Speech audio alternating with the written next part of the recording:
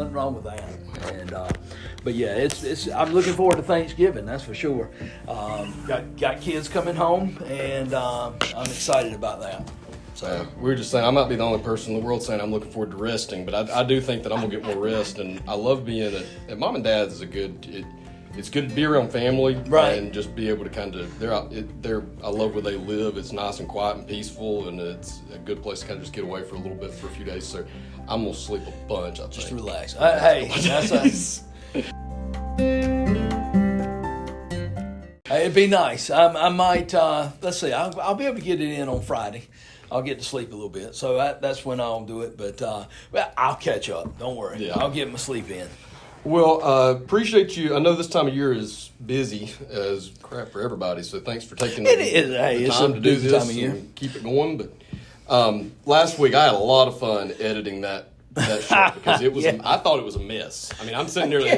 We were late getting it started, and I couldn't get a thought together for anything, and I thought this was going to be a nightmare to edit, but it kind of was a nightmare to edit because there was a lot of really cool stuff in there that I kept listening back to like 10 or 12 times. So it actually it took a little while to get out, but it was a cool show the way it all kind of played together because I'm asking all these questions and I couldn't get the words out. But those are kind of I confused me on the show last week. I started to trick myself. That's right. I said, I don't know what I'm talking about. But as I went back through and listened to it, I was like, it's actually, I think I texted you. I was like, I thought that I had this nice, simple view of God, and I'm like, let's come talk to you. And it's like, no, it's actually simpler than that.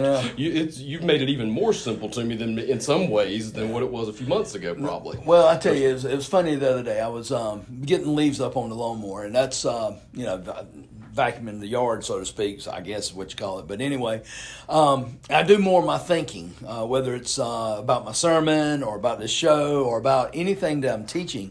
And one of the things that I was thinking about was what we talked about was you had talked about, man, I was looking more of a formula or, these things. And the more I thought about it, I said, it's not about a formula, even though I can give you 3 steps to being a good dad, 3 steps to being a godly husband, 3 steps to be, I can give you that. But at the same time, no matter what 3 steps you have, it always goes back to that relationship. Mm-hmm. If you don't have that in place, and if it's not real, and you're not seeking the Lord, I can give you more steps to Sunday, and I don't know that that's going to help you as much. And at the same time, still want to offer those things, but it all really ultimately goes back to an obedient relationship with Christ.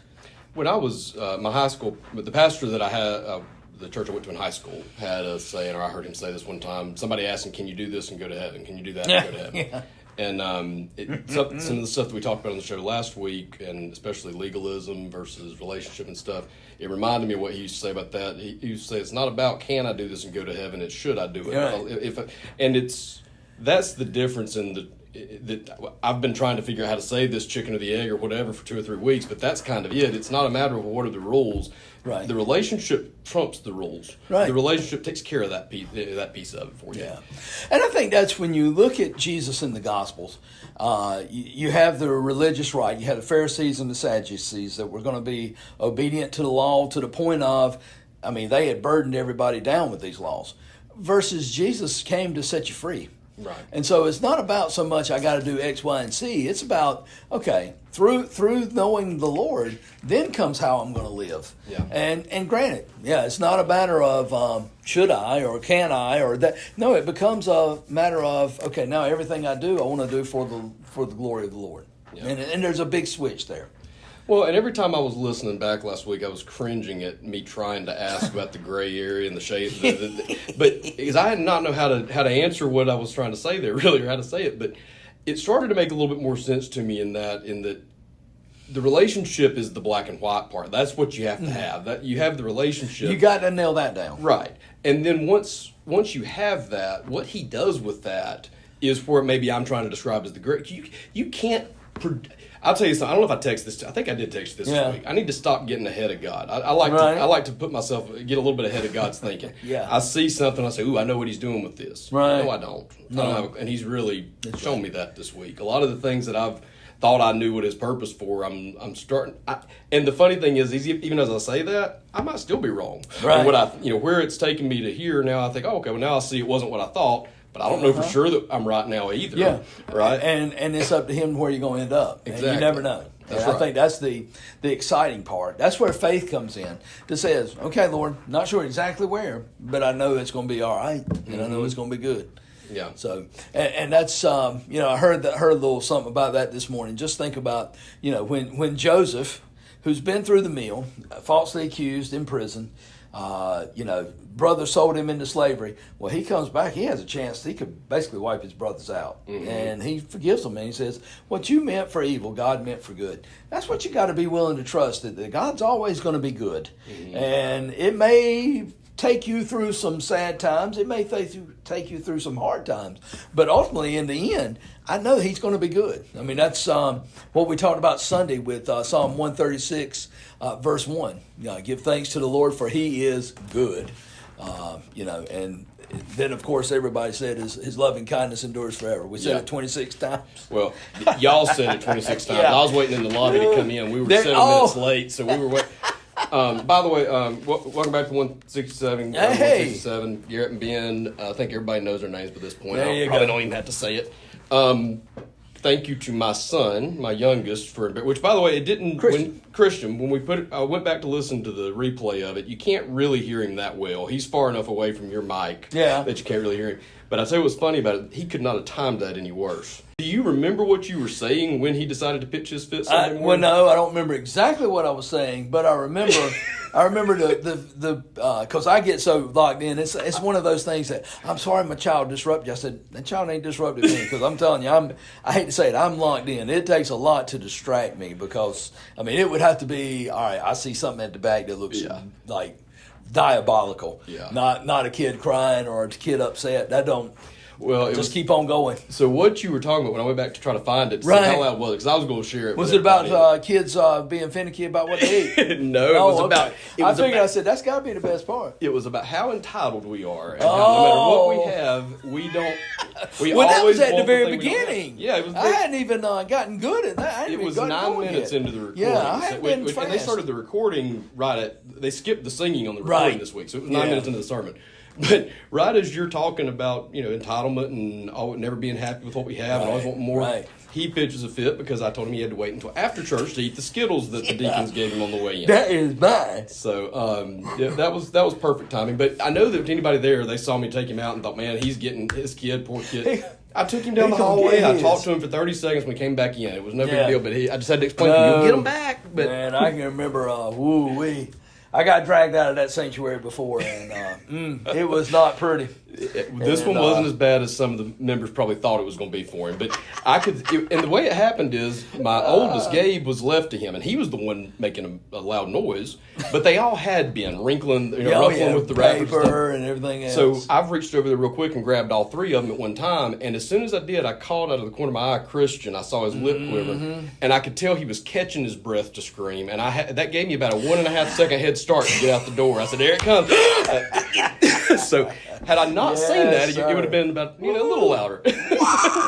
Nah, but I will say that's so funny, because I'll never forget, we were one of the funniest little stories, and that's just funny to me maybe, but we went to see Pirates of the Caribbean when the kids were young, and we took them to when I say old school movie theater, we were camping up in the mountains, and it was in Marion, North Carolina. So this was a old theater that your feet stick to the theater. This was not IMAX and we got in fact the candy was cheap, so every one of the kids got their own candy, which that's rarely heard of, because we are like, no, we can share. And Nate had his bag of Skittles, and he opened it. And he was sitting in Renee's lap. He won't no more than about 4 or 5. Yeah. And when he opened it, them Skittles went. And you heard them. And you heard them tinkle all the way down to the floor. And roll. And you heard him go, ah! And then you heard a smack when Renee put her mouth right over his mouth.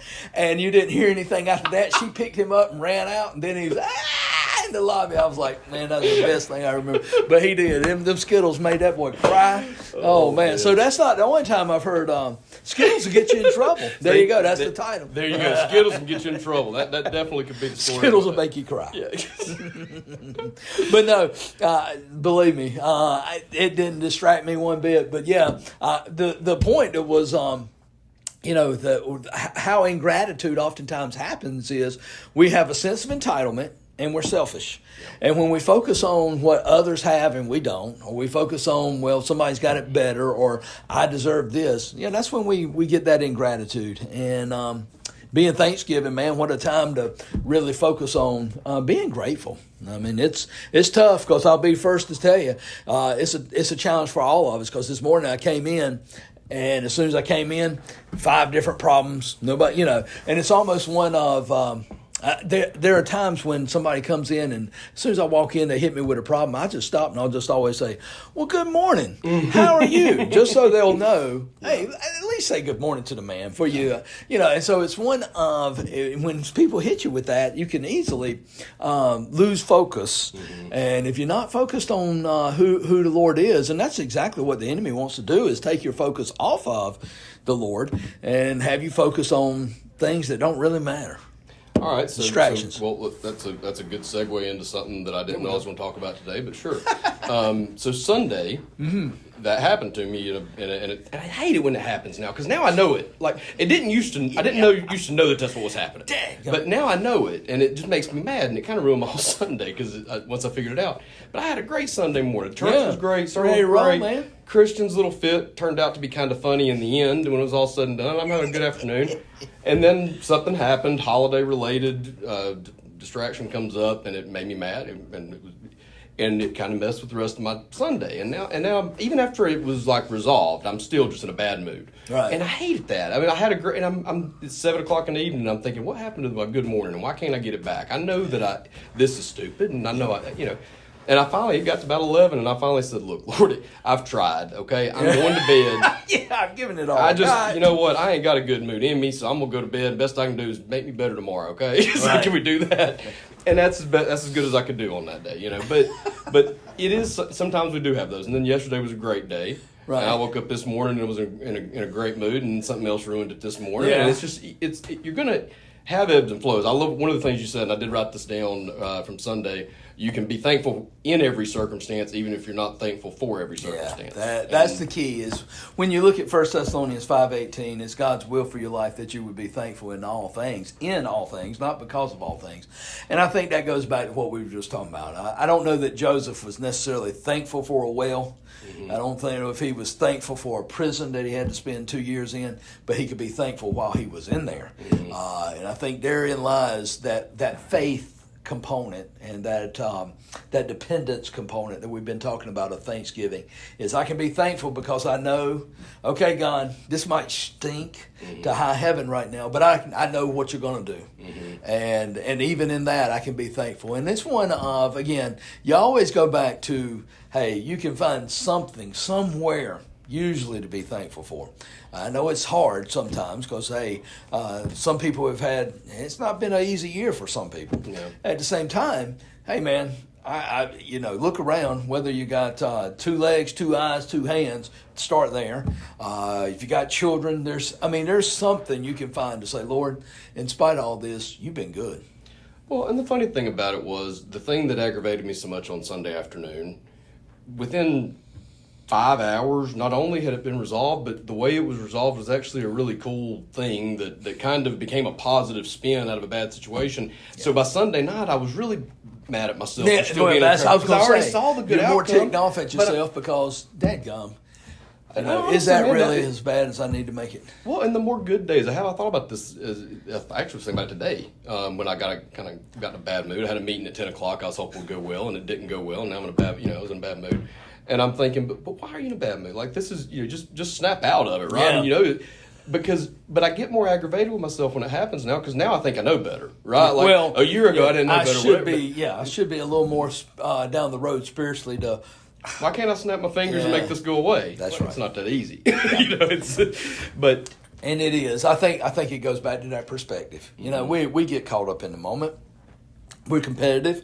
We want to do the best. We want to be the best at whatever we do, whatever we put our hand to. And sometimes, stuff comes up, or maybe somebody says something to the point of, well, you did this job, but it wasn't exactly the way it should have been, or this didn't go right, or, and I know there's certain people I know that no matter what they say, it's going to come off as, okay, I don't know if it's meant they're just trying to be low key jerks, or if it's just that that's who their nature is. But it's always going to come off as, well, it was okay, but it won't act right, or somebody said this, and it's kind of like, okay, well, I hate to say it. Sometimes I have an attitude of, all right, nobody made them come, or I didn't like the sermon was too long. Nobody held a gun to your head, Chief. Yeah. It's one of, I'm not here to please you anyway, so I hate to be that way, because you want to be, and I'm not unkind, it's just I find myself, the Lord convicted me saying, all right, you need to drop the attitude a little bit. Well, and I'm not going to say that I handled the situation today necessarily well, but I've ran into this a lot with work, where people want to take my time to talk about things, but they never want to take the time to actually pull the trigger and do anything. And do a PO. And a lot of people will. And here's the main thing I'm running into. Advisors love this, and I don't blame them. I would too. They like to do things where you only get paid for performance. You don't get paid anything until you produce it. Well, that's cool, but it takes money to produce it. That's right. And I can't do that at very large scale with. So we're talking. This is the third free consultation I've done for this guy. It's time to move on down the road in this, and kind of pay a little something. And they say, well, it's too early in the process for us to do that yet, and I'm surprised that you're going for the close already and all this stuff. And I'm thinking, it's the third time. Look, and we finally, I said, look, we were 30 minutes into the call. I said, look, I don't like to spend more time talking about something once I realize that we already know what's going to happen. We both know this ain't going to work. Let's just move on with a lot, But then he keeps at it. He wants to keep, well, why not? Well, why can't we do this? Why can't we do that? Because if you ain't going to pay me, somebody that wants to. I got to eat, man. That's right. So I'm not trying to be difficult, but about the third time that I've tried to say, look, I get it. You're not buying. Can I hang up now? Right. Well, wait. It's like, well, why aren't you bending more? Because I can't afford to bend more. Yeah. Sorry. I'm giving you everything you got. Yeah, I totally get that. You don't want to be rude, but sometimes you do have to. You still have to be. I think in the business world, sometimes you do. Maybe. I don't think you got to be a jerk, but you have to be straightforward to say, "Man, this isn't going anywhere. Let's just call it off." Well, and we'll get back on track here in a second, but that's for the business thing. I mean, there is business and there is personal. It doesn't. Don't necessarily. I can keep those things separate. I can tell somebody, look, from a business perspective, that's the dumbest thing I've ever heard. Like you as a person. Yeah, that's it. You can be honest with somebody, but not be And I think I'm gonna be honest with you. I think that's the other 167 is how do you present yourself as a Christ follower in a business world to where sometimes you got to be straightforward and tell them, no, your product stunk, man, or hey, you're fired, or hey, and there's always going to be times you look like the bad guy. There's always going to be times you look like, well, it's your fault. Well, maybe it's not, but how do you do that in a fallen world that you still put forward Christ? And I think that's where, again, I always remember, okay, as representatives and ambassadors for Christ, okay, we've got to make sure that how we conduct ourselves, and at times we're going to have to be straightforward. Well, and I think that's also why you have to seek Him so much and so frequently in those decisions, because if you are seeking His counsel in these decisions and you're doing what He's telling you to do, then even if that person is not necessarily happy with the way that's playing out from their perspective, He's not telling you to do this to hurt that person. Right. You know what I mean? Like and you can trust that. I've tried really hard. I've told you before, I don't like to pray for very specific things because I can always play so I don't even usually pray for like, please help me to get this account or please help me to get that, because I never know, that could end up costing me more money than it made me for all I know, in the grand scheme of things. So yeah, that's where we need to be careful about that we think we know exactly what we need and what's going to happen. When God may know, God knows every bit of it, and He sees the master plan. We just see what's right in front of us, but He sees, 15, 20 years down the road, He might know that this might not be the best bet. Yeah. And whoosh, that's tough. I got to say, too, one of the things that we talked about on the show a few weeks ago about how I needed, or what I said, that I think I got a little bit too much of a bossy big brother view of God. Right. I feel like that he's softened that a lot. Right. I'm seeing that a little bit differently now. And this week in particular, I feel like I heard a lot of little stuff from him that was much softer and a different delivery and things like that. And it's been really cool to. I was telling my mom, there's a song that I listened to this week that's, I'll send it to you later or something. It's a PG song. It's not a God song. So right. We won't talk about it. But it was just a cool song that kind of maybe sort of represents where I'm at right now, where it's just I'm enjoying the ride and everything will work itself out. And I don't necessarily know how, but that's all right. And I'm probably the happiest I've ever been in my life right now. And that's a weird thing to say because my life's not that organized and neat and all that kind of stuff. But I'm just happy as I can be, and I don't know how to explain it either. So that's that great too, right? It's just knowing that things are fine. Just knowing that God's got you, and don't worry about how and the details of it. Just know He's got you and enjoy the love. That's that perspective that I talked about on Sunday. When your heart's right and your mind's right, you can be thankful. You can be, and again, this is not. The more I think about it, it's not a non-caring, not gonna give everything I got. That's not it. No, it's a matter of I'm still giving everything I got. I'm still gonna work as hard as I ever have. But it's just a matter of trusting that. Okay, Lord, there's no need to be all worked up and all bent out of shape because I fully believe, and we're going to talk about this on Sunday, is as we finish up 1 Peter. That we're going to talk about the enemy, but we're all going to say cast your cares upon him because it's a form of pride when we worry. Mm-hmm. It really is, and so I've just I think it's one of going back to being humble and thankful. I actually want to dig in on that a little bit because what you just said sounds an awful lot like I thought I had this week a little bit. I was trying to figure out how to dust off and turn back into a meaningful thought. But you just said pride can be, or worry is a form of pride. Sure. I believe. So the more I think about this, and I thought about this a little bit this week, and I've thought about it, and we might even talked about it before, God telling us not to be selfish and to have humility and to not have pride and all these things, it really is for our benefit. Because what happens a lot of times is we have so much pride, and we referenced this before, you think you're the one who's doing this. So therefore you take all the responsibility. Therefore you take on all the worry and all the work and everything that needs to be done. But the more you understand it's not you, it's God. Right. That doesn't mean He's not going to ask you to work. Yeah, you have to do the things that you need to do. Get after it. But you stop putting yourself in that, I have to do, the buck stops at me. Right. The buck does not stop at you. Right. Or close to it. Right? That's right. And the more I understand that, then I think it's kind of where we talked about, I said the Jimmy Buffett song last week. I said, I can kind of just sit back and enjoy the ride. Right. I don't mean don't try. No. But just understand. And it's not, hey, I'm going to sit back and be lazy. Right. No, we're still called to work out our own salvation. We're still called to represent Christ in everything we do. So that means, my work site and everything else. I'm not just going to sit around and be a bum. Work hard without worrying about the outcome. That's might it. Be what I'm saying. It's working hard and trusting Christ for the results. This is probably a lousy analogy, it'll probably get edited out. But when I was in high school, I remember things came down. Did I ever tell you about the last golf match in high school and how that whole thing played out? So super long story short, my senior year, 3 guys ended up going into the last match, one shot, separated by one shot from each other. Wow. Big match. We're together. It comes down like the last whole year and ended up in a sudden death playoff. Pretty cool. Oh, nice. But going into that, I'm nervous as I could be for it, and we had a whole weekend to wait, and then the match got rained out. It was supposed to be on a Wednesday, and it got rained out, which made me have to wait till Monday to play again. That was what the schedule was. So I had to think about this forever. Yeah. And what I finally came to was to understand right before we played, like, it doesn't matter how I can go out there and do everything as well as I possibly can, and just nothing goes my way. These guys can go put up a rock star number that I can't touch. Right. It's their day, and there's nothing to do. There's a lot of bad luck that can happen in golf you can't control. What can I control? That's right. My effort, my focus, my this, and as long as I do that, I can live with whatever. So just focus on that. I'll tell you the funniest thing. I spent the entire weekend working on putting. That's all I did.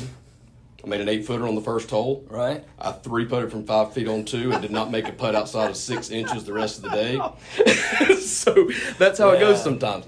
But that mentality, I actually played really well for a while after that, just because when you boil it down to, okay, all I need to worry about is what I can control, which is my effort and my this, and then the outcome is what it is. I don't control the outcome. That's a bad analogy because it's golf, not God, and it's a different thing. But it's something you can You do the best you can, and you trust the rest to God. That's it. And however it goes is however it goes, and trust that He's Him no matter what. Yeah. And I think the key one of the key words you said there, and I think that analogy works out well, man. I don't think you need to edit that, but I mean when you say focus, I mean let's talk about it. Golf is about focus, especially if you're playing competitively. Sure. I've got a great illustration I'm going to use Sunday morning, or I may use. I found it and it's about Arnold Palmer that lost focus in I think it was in Augusta. It was in the Masters, and had a one-stroke lead. Friend hollered out to him on 17th, 18th green, and basically blew it. Yeah. And he said, "No, I learned you don't lose focus." But that's kind of what Peter is getting at when in 1 Peter 5, 7, and 8, when it says, "Be sober, be on the alert." Because the enemy loves to distract. The enemy loves to help us to lose that spiritual focus to where, again, we've talked about that, to where we may become numb, or we might become so, the word there is actually drunk in a way, but we can become so drunk on the stuff of the world and just everyday life. And we lose focus, and the enemy loves that. Because the second that we lose focus is the second that, well, that's when we're opening ourselves up for who knows what, any kind of attack, spiritual attack. It is so easy for us to lose focus over the good things in our life. The good things in our lives can be it can be good or bad. And the enemy's really good at using those important things to you that are good things that are to fire you up. My kids are going, you want to get me mad? Come across my kids. That's you know right. what I mean?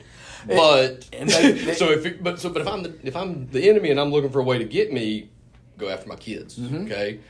And the thing of it is, and this is what's so funny is the enemy is not he runs the same playbook. He's been running the same playbook since Genesis 3. He doesn't do anything that complicated.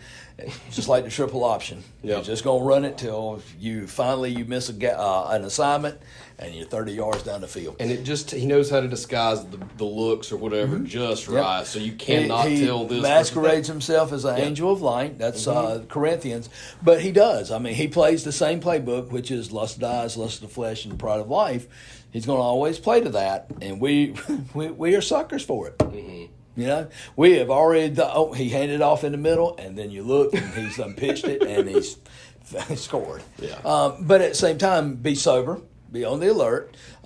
He walks around as a roaring lion. So you've got to be on your P's and Q's, so to speak, if you're going to really walk with the Lord, because you got somebody that would love to distract you or make you fall. Because hey, what's better than one of his ambassadors really embarrassing themselves? Yeah. Well, and that's the thing too. He gets more satisfaction out of. Use you, for example, because you're an easy one. Yeah. A preacher messing something up in a big way and making headline news really puts a bigger smear on God than me doing it or whatever. You know, whatever. That's one of the things that scares me more than anything else is, man, you are, if I mess up, it can be catastrophic to some folks, and I've seen it. And that's the only reason I'd say that, because I've seen it. Pastor does something like that. Can I dig in on that a little bit more and just ask, like, how that's got to be a big pressure point for a pastor? Like, is that not something that's really challenging for you not to worry about? Well, I mean, hey, it's a worry, a concern. At the same time, it goes back to, all right. Pressure, responsibility is what I'm kind of thinking. Like maybe a responsibility, but it's one of, okay, I can focus on how I'm not going to mess up. Don't mess up, don't mess up, don't mess up. Or put the focus on, okay, Lord, as best as I can, I want to walk in you and walk in the light as you're in the light. And there's a big difference. Because if it's based on me not messing up or me walking in the light, okay, now and I think it kind of goes back to what we've been talking about the whole time, is rather than it being about, the black and white. I would just want to make sure that, Lord, I want to honor you. And so, there is some pressure with that. It's one of, my kids faced it more than anything else, though. Oh man, yeah. Because and my daughter used to come home from high school.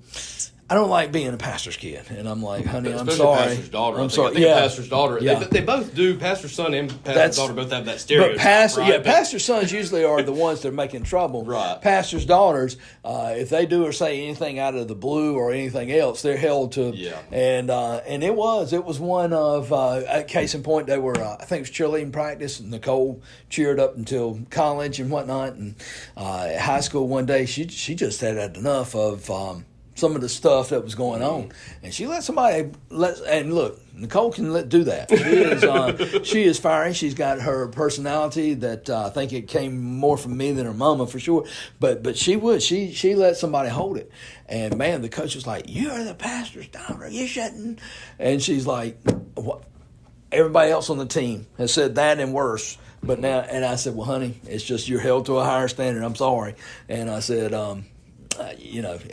and so there is a pressure, and I think my kids felt more of it than I did.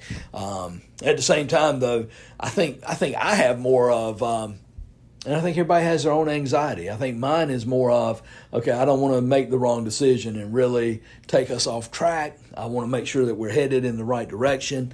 And sometimes you can almost be too cautious, and at other times you can almost be the exact opposite. So you really, I think it goes back to that fine line of walking with the Lord. Yeah.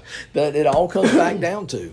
Well, you said something really big there a second ago that you could think, I don't want to do this, don't want to do this, don't want to do this, don't want to do this, or I can focus on God. Yeah. And that kind of takes me back to golf. Maybe this is the golf show, but we're just going to find golf analogy. Golf Skittles. But the golf analogy, I remember reading a book. I've read this book 100 times. It's like the best mental book I've ever read on golf. Right. But the human brain, apparently, I'm not a psychologist, but apparently the human brain does not interpret negative words very well. So if you say, don't hit it left, right, your brain hears hit it left. Yeah, that's right. It's the weirdest thing in the world. But I'm telling you, go to the driving range sometimes and just stand there, or better yet, go on a golf course and get you a pond left, right, and say, don't hit it left, and watch where it goes every single time. Yeah, it's all your brain hears. If that's good, I'm going to say, don't hit it straight. So if I say don't mess up or don't sin against God, take don't off of that, and what are you going to do? That's it. You have to turn it into a pot. Again, it's the same thing. Yeah. Don't hit it left means the same thing as hit it right or whatever. That's right. But the way you say it to yourself, and also the way you present it in your approach to life. I think it goes back that focus, that perspective, that how you want to go about it. That's right. This approach to life is, I can look at it as, okay, what have I got to avoid to not mess up? Yeah. What do I need to make sure I don't do? If I don't do those things, then I won't mess up. Well, I don't want to be so concerned about how not to mess up as much as I am what can go right. Yeah. And had that not too long ago with what we're doing up in the sanctuary, that some folks were getting nervous that, hey, we're going to be able to do this and do this. And I said, boys, rather than let's focus on what can go wrong, what can go right? Mm-hmm. This might be the best thing to ever happen. Mm-hmm. And again, doesn't necessarily mean I probably wasn't in the right on that, but I hate that all the time, most of the time, we tend to focus on, okay, what can go wrong? What can go right here? If I'm going to be obedient and we're going to trust the Lord, it might be the best thing to ever happen. Well, and that kind of reminds me of something I was telling my mom this weekend, actually. That if there is a new anxiety source for me here lately, is that things are going good and I'm happy. So now wrong? I'm worried about when's the other shoe going to drop? I'm going to screw this up. Now I'm worried about screwing it up. I'm worried about right? what's coming How down am the I pipe if everything's right. And that's not the right way of thinking. And I know it's not the right way of thinking about it, obviously, and I'm trying to work on it. But I don't have it a lot, but it is something that just like once in a while, when I'm not paying attention real well, the enemy can sneak a little jab in when I'm not looking and say, well, yeah, but it's going to get worse. It's not going to stay this way. And that's I'm worried I ain't got nothing to worry about. That's right. Yeah, exactly. What's up with that? I got stuff to worry about. And it is. I mean, you're right. And those are the times when you get to a place where you're walking in that daily, and you've got to be able to say, okay, I know there might be something coming down the pipe, but I ain't going to borrow tomorrow's troubles today. Well, because I think the reason where I ended up taking that after that, when that thought kind of hit me, when I was talking to her about it and thinking about it a little bit, that is an anxiety source, but the way I've been addressing it is saying, and whatever it is, it's fine. Because whatever it is, it's like I said the other day, if I'm messing this up, he already knows I'm going to mess it up, and he's ready for it. But even if there's something bad that it's not my mistake, it's just something that's coming my way, he's prepared for it. And God's got the future. Right. I don't have to sweat it. 100%. Yeah. And that when you get to that place of trust, that place of peace that we've talked about in weeks past, and there's something special about that. To know that tranquility, to knowing that God is sovereign, to knowing that God has everything under control. There's a peace that surpasses all understanding, and that's it. Yeah. Yep. Something this week, I said that I'm starting to feel that more loving, softer side. I can't remember exactly even what it was or whatever it was. It might just be something I wouldn't have shared anyway. And I told my mom too. There's a lot of these things I can't really share because a lot of the things, those little peaceful things I'm getting, they're little things that take me 20 minutes to explain why it meant anything. It's just little stuff. But I remember just kind of some thought and that it hit me, and I heard this sort of little voice that said, "Do you see that softer side yet? Are you seeing it yet?" And I just kind of chuckled at it. I was like, "Oh yeah, I do see it now." But I started thinking about it more. I was getting ready for bed at this. Well, I tell you what it was. I think it was Saturday night. I was exhausted, so I'm going to brush my teeth, and I was multitasking. I said, "I'm gonna go ahead and do my prayers now, Lord, and go ahead and knock this out because I'm tired. I can't pray while I brush my teeth. Pray while I brush my teeth, and cook and everything else." So I was doing that. I was getting ready for bed, and when I got in bed, I just kept thinking about that a little bit, and some of the stuff that God what I was hearing as I was praying was cracking me up a little bit. I mean, I was laughing at this, and I'm laying in bed 2:30 in the morning, kind of laughing. I feel a little weird, but I'm laughing. But and I kind of made the comment. We talked about how I said that we project ourselves on God, and I said I see God maybe as the smart aleck older brother, and maybe that's why. And as I was kind of sitting there laughing about this, I said, it's funny, God, even the softer side, though, I still kind of feel like I'm talking to myself in a way. I'm still seeing myself in that. And then what I heard back almost made me cry. It was, the good stuff in you's always been me. Yeah, like that. That's right. All the stuff that other mess. That's you. That's 100% you. That's right. And the good is me. And that's the way it is. Yeah. And but no, you're exactly right. But I think too is, listen, don't forget that we are partakers of the divine nature, is what First Peter says. 2 Corinthians 5:17. You're a new creation, and so you should. There should be some Christ-like qualities coming through that, okay, you're seeing more and more of that. And that's that's the thing that for me is I look back and I'm like, okay, Lord, I know I failed many a time, but I'm seeing these things and I'm hearing these things, even if it is brushing my teeth, boiling eggs, and praying at the same time. And God speaking to us is something we talked a lot about on the first show, and even that seems way simpler to me at this point because it's amazing. So what I talked to you about before we first got here, what I said to you right before I hit record. Right. I've been going back and forth on whether I was going to say, what I was going to do about that or whatever, what I was going to say anything or not. And then this morning, as I was on my walk, I kind of thought, well, no, I think if you say it this way, that'll probably be okay. Okay, well, here's how I know if God's speaking to me or not. If it ends up being right, it was God. If it was wrong, it was me. Right. That's how I can tell. But as you get closer and closer with God, it's not even. I mean, yes, it's Him talking to you, but He talks to you through your own thoughts, and it's just planting those seeds all day long of why don't you do this? Why don't you do that? Why don't you tell this person this thing? Or remember what we said last week. You need an arsenal. The sword of the Spirit. You need a short sword for some battles. You need a long sword. You need a saber. You need all kinds of swords. You need all kinds of knives. Well, I look at verses as being those knives.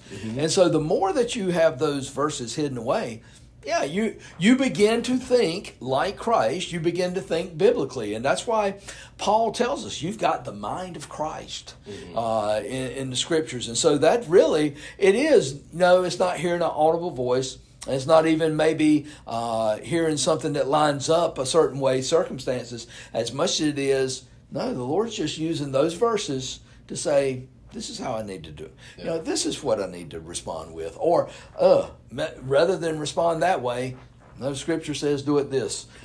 And that's where maturity begins to take hold. That's where we begin to really start making strides towards that sanctification, this big fancy word for becoming more like Christ. Yep. One of the things that I texted you this week about your overpass story last week, I didn't really think about that. It's an odd story, man. I went back and listened to it, and I was like, I've never shared that publicly because it's kind of, nothing happened. Yeah.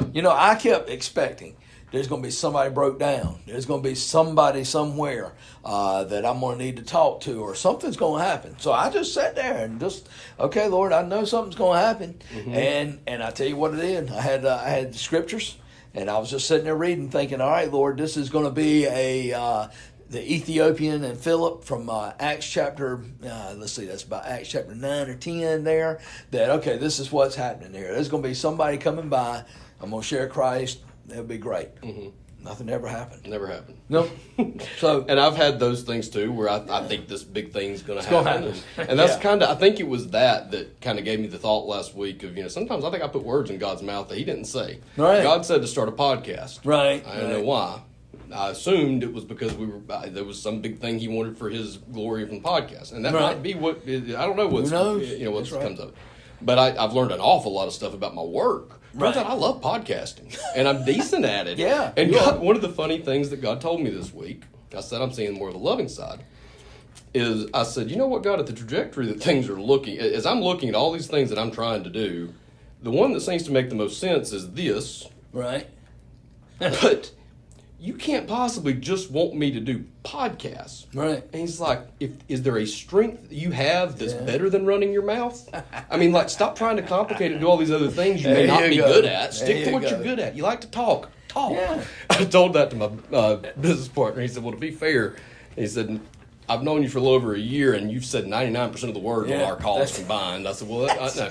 So sometimes what you jump ahead of God and you think, I know what he's doing with this. Right. It can be a little thing. And as I said in my text, I wonder if that was just sort of I think I said it as obedience check. I liked it better when I changed it back to the radio check. When you said that frequency, you want to get are you listening? You put a radio on, mic check. Maybe it's just a simple thing. Make sure that you're tuned in. And I really do. Looking back, that's exactly what I feel like the Lord was doing was, all right, will you be obedient to do something that is totally, okay, why am I going under this overpass and just sitting here in a car waiting? Mm-hmm. And at the same time, I think it's one of, okay, Lord, I'm hearing, number one. Number two is, I hope you're seeing I'm obeying, and going from there. And I think I think there are going to be times when God may do something that, no, it may not always involve kingdom work, or it might not involve someone getting saved. It could easily do that, or, something miraculous. No, sometimes it might just be, all right, will you do something simple like this? Mm-hmm. And if you will, all right, that's a step. And I've always said that obedience is kind of like a progression. You're obedient in the small things, and as we grow in Christ, then we become to where we realize what the important things are. Mm-hmm. And I hate to say it, it's not always money and gold. Mm-hmm. It's not always possessions. No, I think we begin to realize, in fact, the Bible Christ talks about those money and possessions. That's the small things. And he says, if I can't trust you in the little things, how am I going to trust you in the important things? Mm-hmm. Well, I always thought money and houses and possessions were important. But now Jesus is saying, if I can't even trust you in the routine, everyday stuff, I can't trust you with the big spiritual stuff. And so that's what a challenge that, okay, we've got it flipped. We flipped that script to where we're so focused on possessions, money, this, that, and the other, that we miss. No, those things are important, but they sure aren't the most important. Right. Yeah. It shouldn't be the focus of our life. No, 100%. And if it's and it's like you said, if you just because you're focused on him doesn't mean he's not going to bless you with money or bless you with other things. It absolutely can be. But that cannot be even. I mean, your focus has to stay on him at all times. Otherwise, when you get that money, you won't do the right things with it. Right. You won't do whatever. It'll cause a problem rather than be the blessing that it could have been. That's right. One of the other things that I was thinking as I sent that text, though, it was such a long text because the more I talked, the more I thought. So I just kept adding on. It snowballed. Yeah. But it is the obedience. But then I also think about it. He might tell you to jump under an underpass tomorrow too, and give you the same thing. I doubt he will, but he could. You never know. Because there's also it's also sort of a fundamentals check maybe. But the way I said it to you again last time for golf, it's the last golf analogy, but it is what I said this week. So the last thing I'll do before I go to start a tournament, always knock in a couple of 2, 3, 4 foot balls. Right. Yeah. Fundamental thing. Yes, it's good to hit those fundamentals on time, but it's also a confidence builder. You sat under that overpass, nothing bad happened. Mm-hmm. You didn't get it wrong. Right. And I don't think, we were just obedient. It was just obedience. And now, you're, okay, well, I don't know what he wanted, but I can hear him. And then you go on with your day. And you know that you're in tune. And now you've also got that confidence. Right. It's giving you that confidence that, I'm in sync. So if he wants to give me something better, I know I hear it, but it's just, when you do get that thing tuned in, if you're on a walkie-talkie or something, you don't just start a conversation. You do a mic check first, make sure they can hear you okay. Or you're listening to them. Yeah. You're listening to what's already being said. What's already being said. Well, that's how our show goes. We just bring them in. You ain't lying. Oh, man. But it does. And I think it's one of... I hate to say this because as soon as I say it, I'm afraid I'll contradict myself. I think obedience sometimes gets easier, but it doesn't always get easier. Mm-hmm. I think hearing can become easier because you're used to it. I think oftentimes, though, there may be some things that God asks you to do to be obedient to that. Whoa, this is a little more costly than what it was at the beginning. And this is a little bit more serious. And, that's where, again, but I think he doesn't just, most of the time, he doesn't just come up with that one. Mm-hmm. I think he builds up. Mm-hmm. And, I hate to even use Gideon as that one's so out there. I mean, he gave Gideon time to get used to what he told him. Mm-hmm. Even though he told him, Gideon, I'm going to go ahead and let you know. You're going to defeat the Gideon, or you're going to defeat the Midianites. Well, okay, and it took him a while of testing and finding out and seeing, okay, God, now I believe you. Mm-hmm. Now I trust you. And I mean, but when you talk about what God asked Gideon to do, to go from an army of 22,000 down to 300, that's and facing a fairly substantial army that's a lot bigger. Yeah, you better know that you heard God. Yeah, but I think He's patient with that too. Yeah. Shifting gears a little bit, because there's been something I've been trying to build up towards. What exactly am I trying to ask here? And you said something about it on the show last week. You've said this 2 or 3 times. No one is led unless compelled by the Spirit. Right, okay? Right. So I was thinking about that a little bit, and it's a note in my phone now that I can delete after this because it's been sitting there for a week. So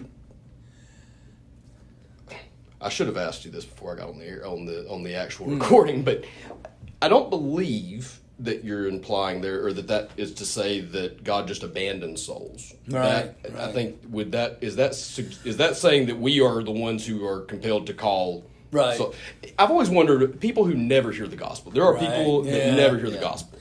Is that because He just never went and compelled them, or because we were never compelled to find them? Well, I think it always goes back to, hey, we need to make sure that we share it with each and every person. Mm-hmm. All right. At the same time, there is within, whether it's Romans 1 or some other passages you want to use, is God's revealed Himself to each and every person. Mm-hmm. So nature is there. Mm-hmm. Now, granted, how do I get to know this God if I don't know who Christ is? I think therein lies a big piece of this.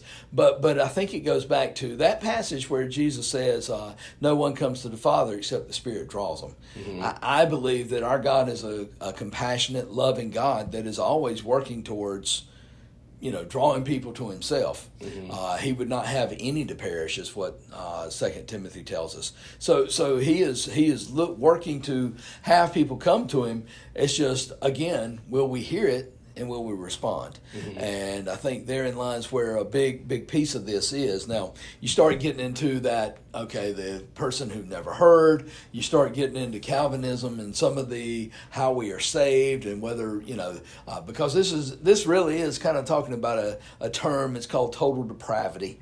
Is there any good in us whatsoever? And I believe there is a smidge, because we're created in the image of God. Mm-hmm. But at the same time, that image has been kind of marred and scarred because of sin and because of the fall. But I still think there's that inner calling out or inner longing, but except that the Spirit draws us, man, we're not going to even know who Christ is. So I think that's the key. But I go back to, I believe the Lord is working to draw people to Himself all the time, whether we'll hear it. So people not hearing the gospel that is a question that I had. Yeah. It is the minority by far. I mean, most people have heard the gospel. They do know of it or something of it. They may not have been shared to them in the same way, or they may not have been in church, but most people know who Jesus was. They know what Christians believe. Yeah. They know the gospel, whether they believe it or not.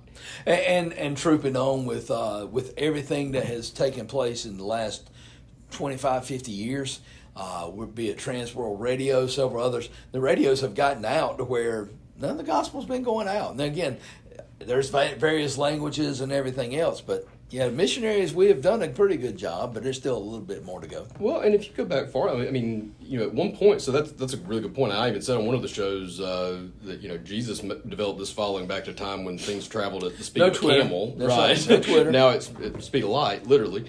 So, but at those, 1,000 years ago, 500 years ago. Mm-hmm. There might have been people that never heard that never even heard of that. I mean, right. Jesus never made it to North America, to my knowledge. So that how would the message have ever gotten here pre-1700? That's it. That's it. I mean, it started with those 12, give or take, 12 disciples, maybe 120 when you count everybody that was there.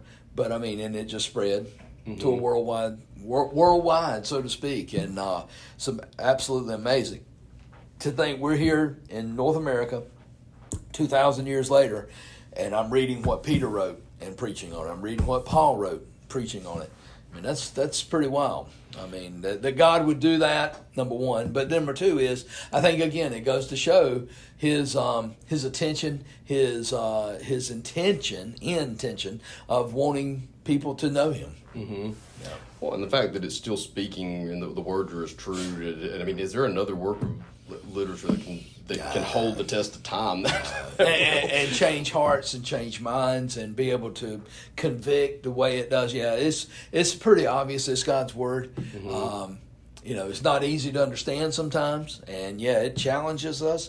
And yeah, sometimes we may think it's archaic, but at the same time, that's God's word is timeless. Mm-hmm. And man, does it ever preach? Yeah. And still preaches to our hearts. Yeah. Yeah, that's wild, man. If you stop to think about it. It's pretty impressive. And did these guys know when they were writing this that, I don't know that they knew this, just like, who knows? I just don't think they knew when they were writing this that, there could be somebody 10,000 years from now, mm-hmm. or 2,000 from the New Testament guys, and we're quoting it. Yeah.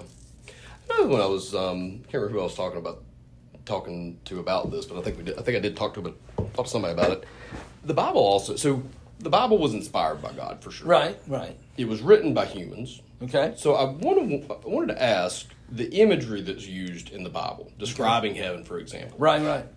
There's certainly a case or a question to be asked for, were they was God describing heaven to them in literal, this is what we have, it's streets of gold and these mansions, or were they, he was inspiring it to them in ways they could understand it in the best thing that they knew of it in that way. Yeah. And that's just one example. There's a whole bunch. I mean, you've got an entire book of this, but there is again, black and white. There is an absolute literal, this is what was written down. Right. One of my favorite ones. My dad's, I love you, Dad. Dad does listen.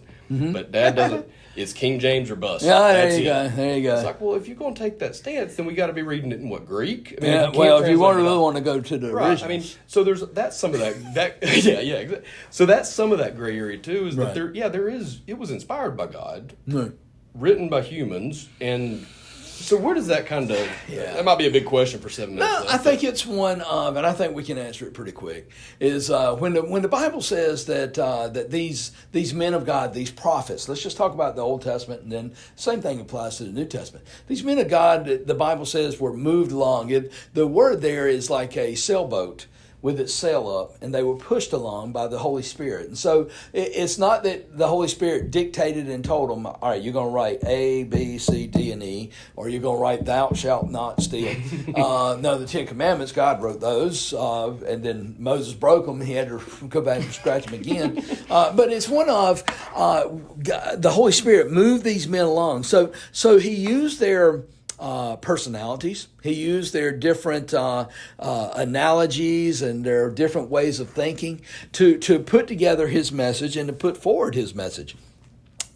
There are times when John writes, I was called up.